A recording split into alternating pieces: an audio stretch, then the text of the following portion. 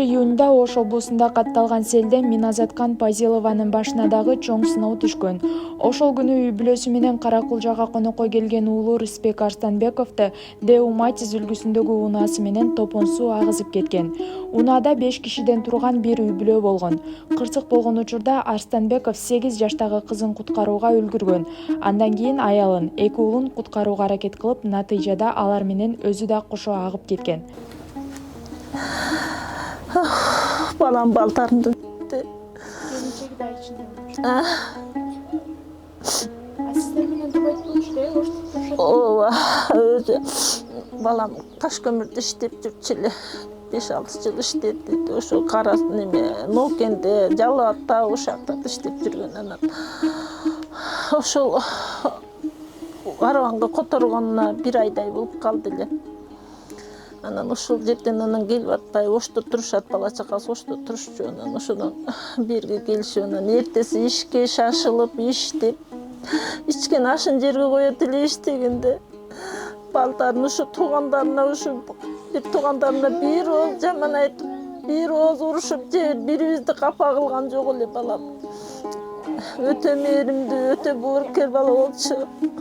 Мындай болоорун билгенде ушу күнү кетирбей деле коет элем. Ишим деп эле шашып калды. Эртең иштен калып калбайын, апа кете берейин деп. Анан ошентип жөнөп кетип, ушу кызыкка учурап калып отурбайбы. Ушу айтайын деген сөзүмдү деле таап айта албай калдым. Ооба, 9 жашар кызы калды ошо. Ошо машинанын ичинде болчу, баардыгы чогуу кетип атышкан. Анан ошо ошо кызымдын айтымында көтөр. Папам мени мына кыргага отургузуп, анан кийин мен мамаңдарды алып келем, сен жылбай отуруп тура деп, анан мамамдарды алганы кетип эле, жок, баардыгын боого алып кетти деп эле, башка эч нерсе айта албайт. Коркуп калганбы ошол. Азыр анан ошо тайнелери биз карап берелиге же сиз мына кыжаалат кылат, сизди 15 бетет деп. Ушул алайда тайнелеринде келиндей келин болсочу, келиндеримин биринде эле келин деген жокмун. Ушу кыздарымдай эле бир жалгыз кызым бар. Ушу менен кошо ушу эң баш көргөн келиним сенсиң деп ошентип келинимди жакшы көрчү элем. Аябай жакшы эстүү кыз эле. Университетти дагы отличие менен бүткөн, мектепти медаль менен бүткөн.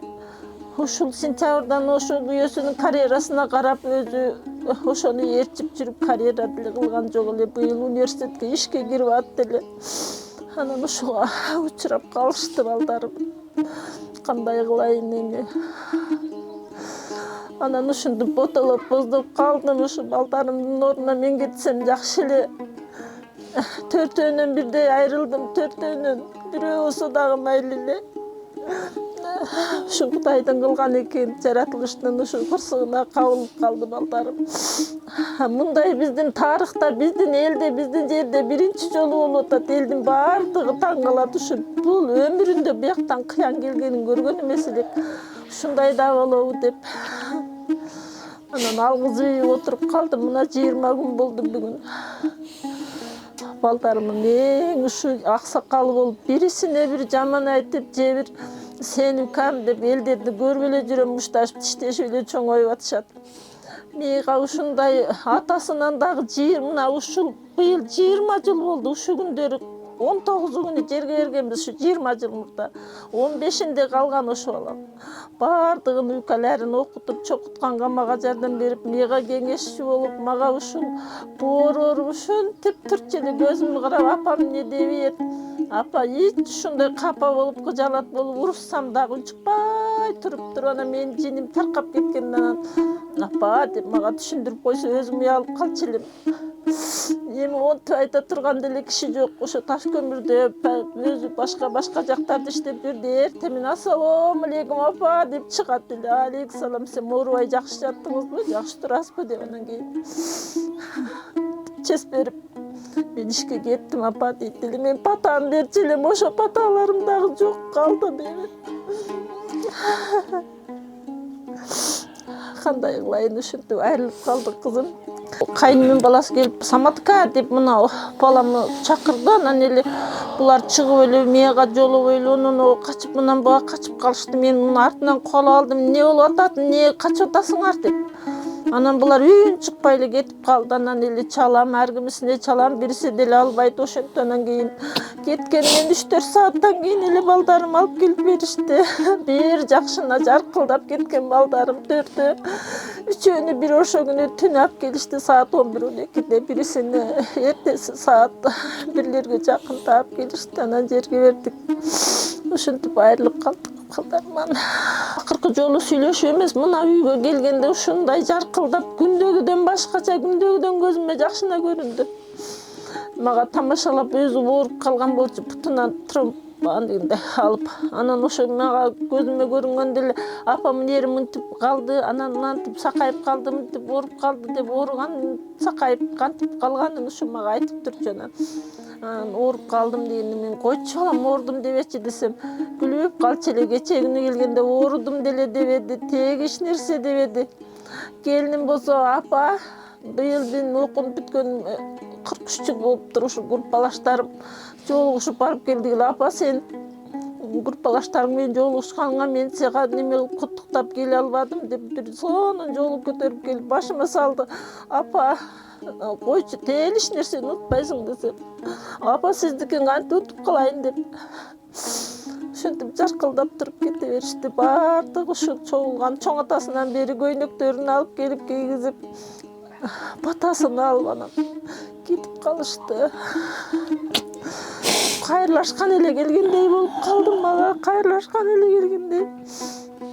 Апалап турат эле баардык. Эмне кылганымы, менин жаман капамынбы, жакшы турамбы, ушуну кирпигимен билип турчу. Небереңиздин акыбы кандай азыркы учурда? Небере кызым деле бир жакшына болуп турчу эле, эми сүйлөшсөк деле атам, папамдар сиздер жактабы эне? Мамам доктурга жатып калыптыр дейт го, тайнем. Доктурга жатса келбейби, жакшы болуп качан келет деп эле сурап эле бизди кыйнайт. Ишене бербейт, билип турат өз көзү менен, бир гана ошо көрдү.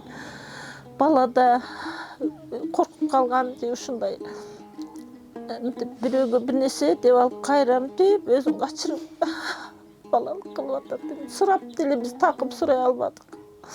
Сурашың деле кыйын экен, баланын жүрөгүн ортуп алабыз деп эле ошентип отурабыз.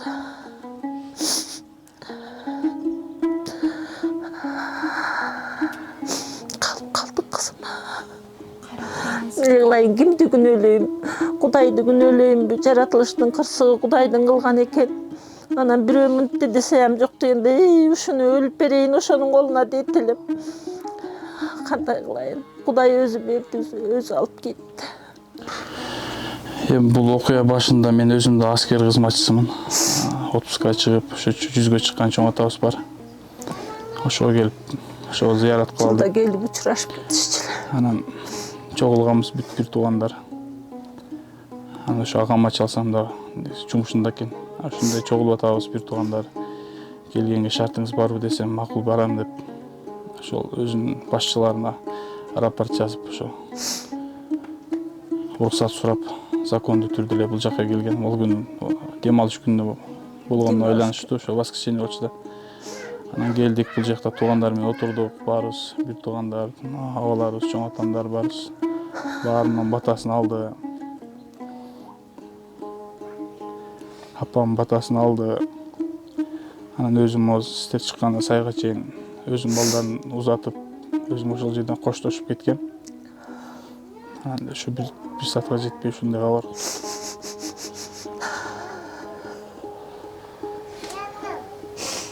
Өзгөчөлөр келип көрүп атабыз, ошол эле жер болчу. ошо селден кийин оюп кеткен жерлерди түздөштү бир аз. Андан азыр ошо каттам ачылды, элдер каттап атабыз. Үйүңүзгө келгенде кайра алып кетишти? Ошол Ош областынын губернатору өзү келип кетти. Ошо бир аз акчалай көмөк көрсөттү. Ошол эле пока азырынча. Анан могу жерде элдер ушул өрөөндүн жаштары ошо акчалай бир аз көмөк көрсөттү. Милициянын кызматкери болчу ал жерде өзүнүн тиешелүү мыйзамдары бар негизи. Компенсация деп коет. Аркы берки бирок ал менен пока биз чуркай элекпиз. Адамдар деле келип ушундай деп пока эч ким мындай обещать эте элек да. Учурда Миназат Канпазилова уулунан калган жалгыз 8 жаштагы небересине мамлекет тарабынан жардам күтөт. Бардыгынан чоңдордон да сурайм, эми жаратылыштын кырсыгы деген менен деп неме кылабыз, ошентсе дагы мына буну эми ким карайт деген сөз бар да. Кийинчи мына мен деле мына 70-60-тан ашып 70-ке кетип атам.